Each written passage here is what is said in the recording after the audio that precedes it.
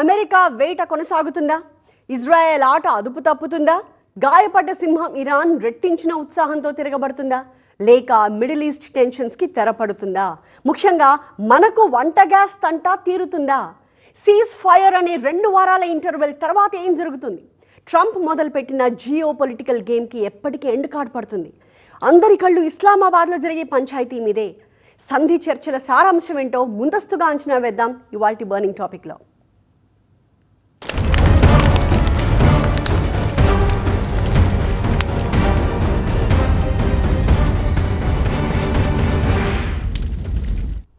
Nobel peace prize కోసం తెగ ఆరాటపడిపోతున్న American ప్రెసిడెంట్కి ఇది లక్కీ ఛాన్స్. ఇరాన్పై అకారణంగా యుద్ధం మొదలుపెట్టినందుకు లెంపలేసుకుని సీజ్ ఫైర్కి ఒప్పుకున్నందుకు ఆయనకి నోబెల్ బహుమతి ఇచ్చేయచ్చు. పైగా 2 వారాల్లోగా ఆయనకి నోబెల్ ప్రైజ్ అనౌన్స్ చేస్తే ఇంకొక బెనిఫిట్ కూడా ఉంటుంది. ఇజ్రాయెల్కి చెప్పి లెబనాన్పై దాడులు ఆపించే ప్రయత్నం చేస్తారు ట్రంప్ సార్. ఏ సోషల్ మీడియాలోనూ వచ్చిన సెటైర్లు కావివి. ఈ మాటలన్నది స్వయానా ఫ్రాన్స్ అధ్యక్షుడు ఇమాన్యుయల్ మెక్రాన్. గత వారం తనపై ట్రంప్ చేసిన కామెంట్స్కి ఇవి కౌంటర్లు అయితే కావచ్చు, కానీ మెక్రాన్ మాటల్లో సీరియస్ మ్యాటర్ అయితే ఉంది. ఆయన అడిగిందేదో ఆయనకి ఇచ్చేసి ఆ విధంగా ప్రసన్నం చేసుకుంటేనే ప్రపంచ శాంతి సాధ్యం. ఎందుకంటే ఇస్లామాబాద్లో జరుగుతున్న సీజ్ ఫైర్ చర్చల్లో ట్రంప్ వ్యవహార శైలి సెంట్రల్ పాయింట్. ఇక్కడ పేరుకే సీజ్ ఫైర్, కానీ సైలెన్స్ ముచ్చటే లేదు. అంతటా అదే వైలెన్స్. పోట్లాడుకోవడం ఆపండి, ఇక మాట్లాడుకుందాం అని పాకిస్తాన్ అంపైరింగ్ చేయబోతే అక్కడ కూడా సీన్ రివర్స్ అయినట్లే కనిపిస్తోంది. అవును, పశ్చిమాసియా శాంతి స్థాపన కోసం ప్లాన్ చేసిన ఇస్లామాబాద్ వేదికపై చివరి నిమిషం వరకు హై డ్రామానే కొనసాగింది. ఇప్పటికే టీమ్ ఇరాన్ ఇస్లామాబాద్ కు చేరుకుందని అమెరికా పత్రిక వాల్ స్ట్రీట్ జర్నల్ రాసింది. అవన్నీ తప్పుడు వార్తలన్నీ కొట్టిపారేసింది ఇరాన్ అధికారిక టెలివిజన్. లెబనాన్ పై ఇజ్రాయెల్ దాడులు ఆపేదాకా శాంతి చర్చలకు హాజరయ్యే ప్రసక్తే లేదని తేల్చేసింది ఇరాన్. లెబనాన్ లో కాల్పుల విరమణ అమల్లోకొచ్చేదాకా నో పీస్ టాక్స్ అని ఖరాఖండిగా చెప్పేసింది. శుక్రవారం దేశ ప్రతినిధులతో మాట్లాడి 2 పక్షాల మధ్య ఏకాభిప్రాయం కుదిరి ముసాయిదా రాసుకున్న తర్వాతే దేశాధినేతలతో ప్రత్యక్ష చర్చలకు ఛాన్స్.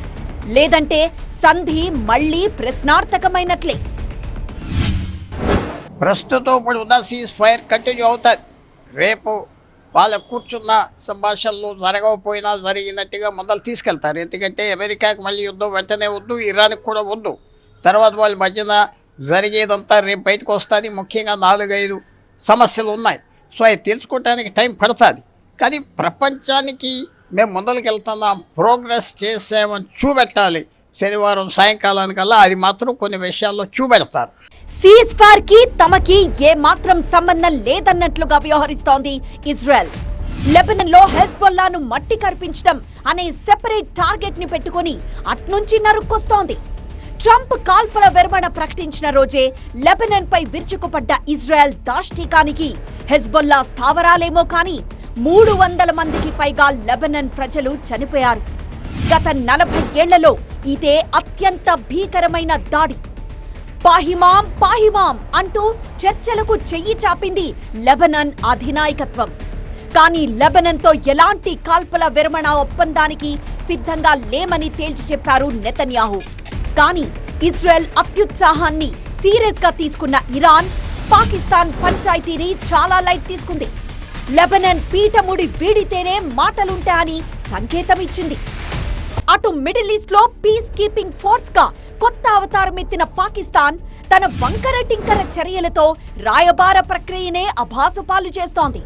తన అడ్డగోలు వాగుడుతో మధ్యవర్తిత్వం కాన్సెప్ట్ నే గబ్బు గబ్బు చేస్తోంది పాకిస్తాన్. చర్చల ప్రక్రియకు ఆతిథ్యమిస్తూనే అతిథిని నోటికొచ్చినట్లు తిడితే ఎలా ఉంటుంది? పాక్ పెద్దల తీరు అలాగే ఉందిప్పుడు. అవును, ఇరాన్ అమెరికా చర్చల వేళ ఇజ్రాయెల్ పాకిస్తాన్ మధ్య పంచాయతీ షురూ అయింది.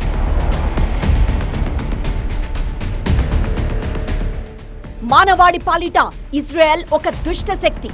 ఇస్లామాబాద్ లో శాంతి చర్చలు జరుగుతున్న సమయంలో గాజా, ఇరాన్, లెబనాన్ లో అమాయకుల్ని చంపేస్తోంది. ఇజ్రాయెల్ ప్రపంచానికి పుట్టిన క్యాన్సర్ పుండు. ఇవన్నీ ఇజ్రాయెల్ నుద్దేశించి పాక్ రక్షణ మంత్రి ఖవాజా ఆసిఫ్ చేసిన కామెంట్లు. అక్కడితోనే ఆగలేదు. పాలస్తీనా గడ్డపై ఉన్న ఇజ్రాయెల్ నరకంలో తగలబడిపోవాలని శపించారు కూడా. ఆయన చేసిన ట్వీట్ ప్రపంచమంతా ట్రోల్ అవుతోంది. ప్రపంచ శాంతి కోసం పాటుపడే లక్షణం ఇదేనా అని నవ్వుకుంటున్నాయి మిగతా దేశాలు. మా దేశ నాశనాన్ని కోరుకోవడం ఏ రకమైన దౌత్య నీతి అని పాకిస్తాన్కి గట్టిగానే బుద్ధి చెప్పారు ఇజ్రాయెల్ చీఫ్ నెతన్యాహు. మధ్యవర్తి వేషంలో నక్కజిత్తులతో ఆకట్టుకుంటున్న పాకిస్తాన్ విన్యాసాలు ఇలా ఉంటే, సీజ్ ఫైర్ బ్యాక్గ్రౌండ్ లో ఇరాన్ కూడా సైలెంట్ గా గేమ్ ఆడ్డం మొదలుపెట్టింది. యుద్ధ భూమిలో గరిమనాభి లాంటి హర్మూజ్ జలసంధి విషయంలో కొత్త స్కెచ్లు వేస్తోంది టెహరాన్. మేము యుద్ధాన్ని కోరుకోం, కానీ మా హక్కుల విషయంలో రాజీ పడబోం అంటూ హర్మూజ్ పై మరింత పట్టు బిగించింది ఇరాన్. ఆ మార్గంలో నౌకల రాకపోకల్ని పరిమితం చేస్తూ చెక్ పోస్ట్ ను గట్టిగానే అడ్డం పెట్టింది. రోజుకు 15 నౌకలను మించి అనుమతించేది లేదన్నారు ఇరాన్ సుప్రీం లీడర్ మొజ్తబా. శుక్రవారం రోజు కేవలం 7 కార్గో షిప్లు మాత్రమే హర్మూజ్ ను దాటాయంటే జలసంధి దగ్గర టెన్షన్లు ఏ స్థాయిలో ఉన్నాయో అర్థం చేసుకోవచ్చు. అటు తన తండ్రి ఐతుల్లా మరణానికి ప్రతీకారం తీర్చుకోవడం పక్కా అని అమెరికా ఇజ్రాయెల్ను ఉద్దేశించి తీవ్ర స్థాయిలో కామెంట్లు చేశారు Iran supreme leader Mojtaba Khamenei. అటు అమెరికా సైన్యం ఇరాన్ సరిహద్దుల్లోనే మాటు వేసింది. యుద్ధ విమానాలు, వార్షిప్స్, ఆర్మీ, శక్తివంతమైన ఆయుధాలు అన్నీ పెంటగన్ కనుసైగ కోసం ఎదురు చూస్తున్నాయి. అక్కడ పేరుకే నిశ్శబ్దం. కానీ యుద్ధం మొదటి వారంలో ఉన్న ఉద్రిక్తతలే ఇరాన్ సరౌండింగ్స్ లో కనిపిస్తున్నాయి. ఇప్పటికే బాగా బలహీనపడ్డ శత్రువును అవసరమైతే పూర్తిగా నాశనం చేయడానికి సిద్ధమంటూ కాల్పుల విరమణ సమయంలో కూడా ట్రంప్ చెలరేగడం ఆసక్తికరంగా మారింది. సో 2 వారాల కాల్పుల విరమణ ప్రకటించడమే కానీ ఇక్కడ సైలెన్స్ ముచ్చటే లేదు. అంతటా అదే వైలెన్స్, మాట్లాడుకోవడం లేవు అంటూ అన్ని దేశాలు తలోవైపు లాగుతుంటే శాంతి కోసం ప్రపంచం మొత్తం అమాయకంగా ఎదురు చూస్తోందా? ఒకవేళ యుద్ధం కొనసాగితే హెజ్బొల్లాతో కలిసే పోరాడతాము అని ఇరాన్ మాజీ ఐఆర్జీసీ కమాండర్ ఓపెన్గా చెప్పారు. అంటే ఇజ్రాయెల్ నుంచి హెజ్బొల్లాని కాపాడాలని కంకణం కట్టుకుంది ఇరాన్. అంటే సీజ్ ఫైర్ ఎజెండాలో లెబనాన్ మెయిన్ పాయింట్గా ఉంటుందనేగా అర్థం. కానీ అమెరికా దూత జేడీ వాన్స్ మాత్రం మా కండిషన్స్లో లెబనాన్ ప్రస్తావనే లేదు అని క్లారిటీ ఇచ్చారు. అటు నెతన్యాహు మాత్రం మా లక్ష్యం ఇంకా పూర్తి కాలేదు, ట్రిగర్పై వేలు అలానే ఉంది, లెబనాన్ కోసం ప్రార్థించండి అని డేంజరస్ స్టేట్మెంట్స్ ఇస్తున్నారు. సో ఈ సంధి కాలంలోనే కాదు, 2 వారాల కాల్పుల విరమణ తర్వాత కూడా వార్ సీన్ రిపీట్ అవుతుంది అనే క్లారిటీ అయితే ఉంది. ఎందుకంటే ఇక్కడ బిగుసుకున్న పీఠముళ్ళు 2, ఒకటి లెబనాన్ అయితే రెండోది హార్ముజ్ జలసంధి. వీటిని విప్పేంత తెలివి పాకిస్తాన్ తలకాయలకు ఉన్నట్టా లేనట్టా? హర్మూజ్ పై మా కంట్రోల్ ఉండి తీరాల్సిందే అని ఇరాన్. హెజ్బొల్లా పూర్తిగా తుడిచిపెట్టేదాకా యుద్ధం ఆగదని ఇజ్రాయెల్. ఇరాన్ కు లాంగ్ టర్మ్ బెనిఫిట్స్ ఇచ్చేదే లేదని అమెరికా. ఇది వరుస. మాట్లాడుకునే మూడ్లో ఏ ఒక్కరూ లేరు. కానీ మాట్లాడుకునే ప్రక్రియ మాత్రం ఇస్లామాబాద్ లో లాంఛనంగా షురు అయింది. యుద్ధ గమనాన్ని మలుపు తిప్పే చర్చలని, ప్రపంచ గతిని తిరగరాస్తాయని, థర్డ్ వరల్డ్ వార్ ని ఆపేస్తాయని ఆశలు, అంచనాలు దండిగానే ఉన్నాయి.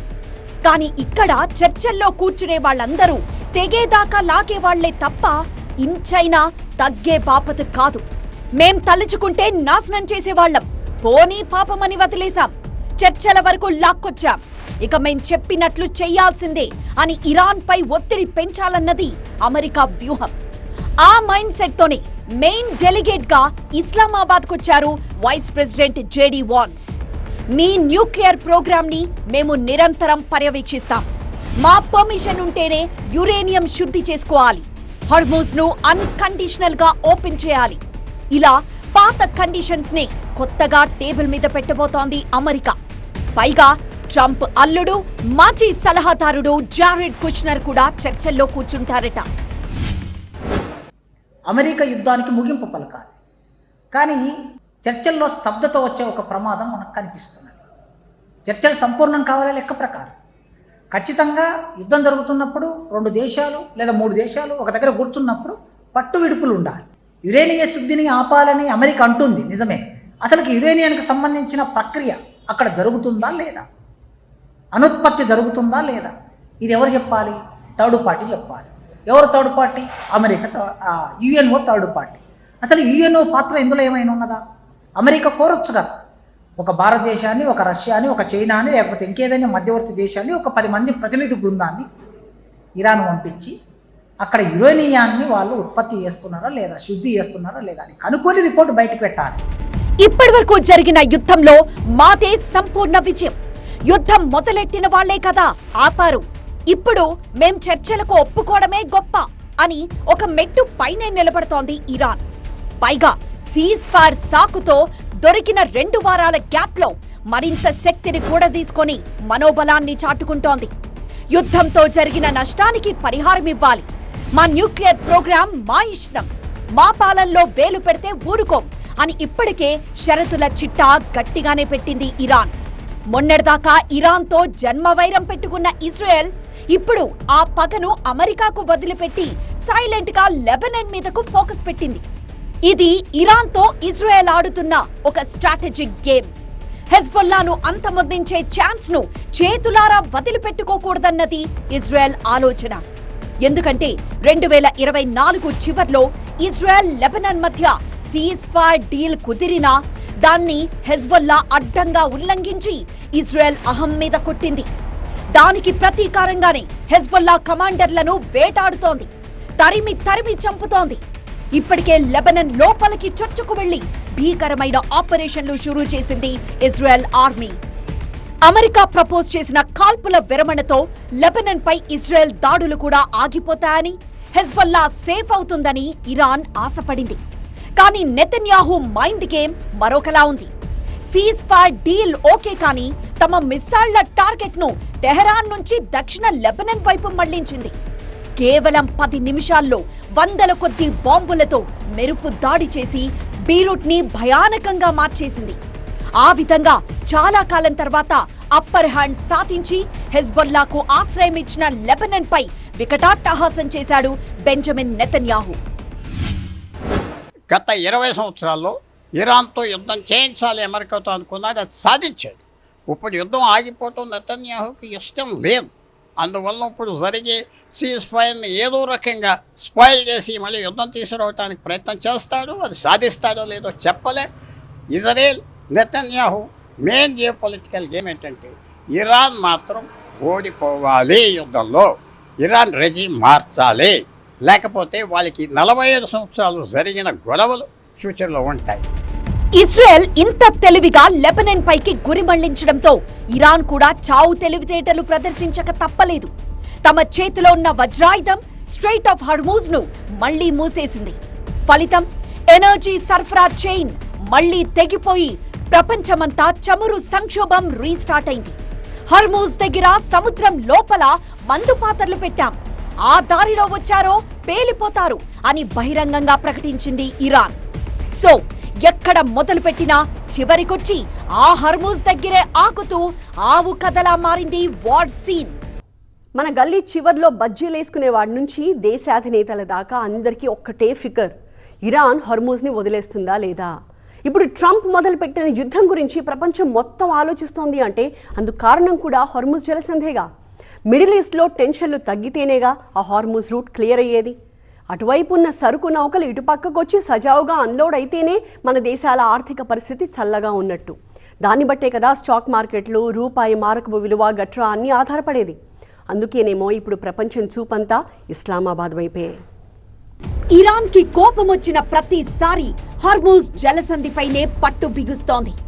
ఆ విధంగా ప్రపంచం మొత్తాన్ని తన వైపు తిప్పుకుంటోంది. ఇప్పుడు సంధి చర్చల్లో కూడా హార్మూజ్ పై హక్కుల గురించే గట్టిగా వాదించబోతోంది. కానీ హార్మూజ్ అత్యంత కీలకమైన నౌకా మార్గం. దాన్ని ఆయుధంగా ఎలా మార్చుకుంటారు? మేమొప్పుకోం, బేషరతుగా తెరవాల్సిందే. ప్రత్యేకించి ఏ దేశానికి హార్మూజ్ పై హక్కులు ఉండకూడదు అని గోల పెడుతున్నాయి గల్ఫ్ దేశాలు. ఎందుకంటే ఆయిల్ అట్నుంచి ఇటొస్తేనే వాళ్లకు పైసలు, ఇటు రాకపోతే మిగతా దేశాలకు చమురు కరువు. ఇస్లామాబాద్ ములాఖాత్లో సెంట్రల్ పాయింట్ అయి కూర్చుంది హార్మూజ్ జలసంధి. ఎన్నో యుద్ధాలు ఇరాన్తో జరిగినాయి, గల్ఫ్లో జరిగినాయి. ఎవరో హార్మూజ్ జలసంధిని వాడి అది మాది అని పెట్టి యుద్ధాన్ని గెలిచేటట్టుగా ప్రయత్నం మొదటిసారి ఈవేళ ఇరాన్ చేసింది. సో అందువల్ల అది ఫ్యూచర్లో చాలా ఇబ్బంది అయిపోతారు. ఇరాన్కి సంవత్సరానికి $60 బిలియన్ చెమురు సొమ్ము వస్తే ఈ జలసంధి వల్ల వాళ్ళు వేసే లెక్కలు $100 బిలియన్ సంవత్సరానికి వస్తుంది. సో ఇప్పుడు ఇరాన్ యుద్ధం ఓడిపోయినా హార్మోజ్ జలసంధి వాళ్ళ చేతిలోకి వస్తే మాత్రం విపరీతమైన విజయం వచ్చినట్లు లెక్క ఉంటుంది. కాబట్టి అది అక్కడ ఉన్న గల్ఫ్ దేశాలు ఒప్పుకోరు, అమెరికా ఒప్పుకోరు, యూరప్ ఒప్పుకోరు. మధ్య రకంగా ఏం చేస్తారంటే ఇరాన్ ప్రపోజల్ పెట్టింది, సగం ఆదాయం అమెరికాకి ఇస్తాం, సగం మేము తీసుకుంటాం. ఆ డొనాల్డ్ ట్రంప్ దానికి లొంగిపోతాడా? మిడిల్ ఈస్ట్ వార్ లో మోస్ట్ ఎఫెక్టెడ్ ఏది అంటే అది గల్ఫ్ ప్రాంతమే. ఇప్పటికే బ్రాండ్ దుబాయ్ దెబ్బైపోయింది. అమెరికా స్థావరాల్ని టార్గెట్ చేయబోయి గల్ఫ్ దేశాల్లో జనజీవితాల్ని ప్రశ్నార్థకం చేసింది ఇరాన్. రేపటి రోజున సీజ్ ఫైర్ వికటించి మరింత రెచ్చిపోతే గల్ఫ్ ఇంకా ఛిద్రమయ్యే ప్రమాదం ఉంది. అమెరికా ఇరాన్ వార్ జోన్ పై స్పెయిన్ లాంటి కొన్ని దేశాలు ధైర్యంగా గొంతెత్తి అమెరికాను వ్యతిరేకించి నిజాయితీని నిరూపించుకున్నాయి. ఇటువంటి హై టైంలో ఎవరు ధైర్యంగా ముందుకొచ్చారు, ఎవరు సైలెంట్ గా ఉండిపోయారు అనేది చరిత్ర ఖచ్చితంగా గుర్తుపెట్టుకుంటుంది. తమ శాటిలైట్ టెక్నాలజీతో అమెరికాకు సంబంధించిన ఫైటర్ జెట్ల డేటాను ఇరాన్ కందించి దొడ్డిదారిన హెల్ప్ చేసింది రష్యా. హార్మూజ్ జలసంధి దగ్గర సైనిక బలాన్ని పెంచడం కోసం యుద్ధ నౌకలను పంపమని ట్రంప్ కోరినప్పుడు యూరప్ దేశాలు సైలెంట్ గానే ఉండిపోయాయి. నాటో కూడా ట్రంప్ తో టచ్ మీ నాట్ అంటూ దూరంగానే నిలబడింది. సీజ్ ఫైర్ అమల్లో ఏ పొరపాటు జరిగినా ప్రపంచ యుద్ధంగా మారే ప్రమాదం ఉందని హెచ్చరించింది. పశ్చిమాసియా యుద్ధ పరిణామాల్ని ఇండియా కూడా నిశితంగా పరిశీలిస్తోంది. ఒకవేళ సంధి బెడిసి కొడితే, వార్ కంటిన్యూ అయితే ఏం చేయాలన్న దానిపై కీలక ప్రకటన చేసింది మోదీ సర్కార్. ఔషధాల తయారీకి కావాల్సిన ముడి పదార్థాలకు కొరత రాకుండా చర్యలు తీసుకుంటున్నామని, గతంలో గ్లోబల్ ఫార్మా రంగం కుదేలైనప్పుడు కూడా ఇక్కడ మెడిసిన్స్ ధరలు పెరగలేదని క్లారిటీ ఇచ్చింది. దేశంలో ఎల్పీజీ సిలిండర్ల సరఫరా సాధారణంగానే ఉంది. ఇది ఇలాగే కొనసాగుతుందని భరోసా ఇస్తోంది. యుద్ధానికి ముందు దేశవ్యాప్తంగా 77,000 రోజువారీ సిలిండర్ల సరఫరా ఇప్పుడు 106,000కు చేరింది. ఎల్పీజీ నౌక గ్రీన్ ఆశా ఇప్పటికే నవీ ముంబై పోర్టుకు చేరింది కనుక మరికొన్నాళ్లు వంట గ్యాస్ కొరత లేనట్టే. యుద్ధ సమయంలో ఇరాన్ ప్రెసిడెంట్తోనూ అమెరికా అధ్యక్షుడితోనూ సంప్రదిస్తూ ఆరోగ్యవంతమైన దౌత్యంతో సమయోచితంగా వ్యవహరించింది ఇండియా. మనకు నచ్చినా నచ్చకపోయినా ఇక్కడ ఒక విషయాన్ని మాత్రం ప్రస్తావించుకుని తీరాలి. మిడిల్ ఈస్ట్ వార్ టైమ్స్లో గ్లోబల్ డిప్లొమసీకి కేంద్రంగా మారింది మన దాయాది దేశం పాకిస్తాన్. యుద్ధోన్మాదిగా పేరున్న పాకిస్తాన్ శాంతి దూతగా మేకప్ వేసుకోవడం ఒక విచిత్రం. కానీ ఈ అరుదైన అవకాశాన్ని పాకిస్తాన్ ఎలా ఉపయోగించుకుంటుంది అన్నదే అన్నిటికంటే ఆసక్తికరం. చూద్దాం ఏం జరుగుతుందో. ఇది వాటి బర్నింగ్ టాపిక్. మరొక అంశంతో మళ్ళీ కలుద్దాం. చూస్తూనే ఉండండి TV9.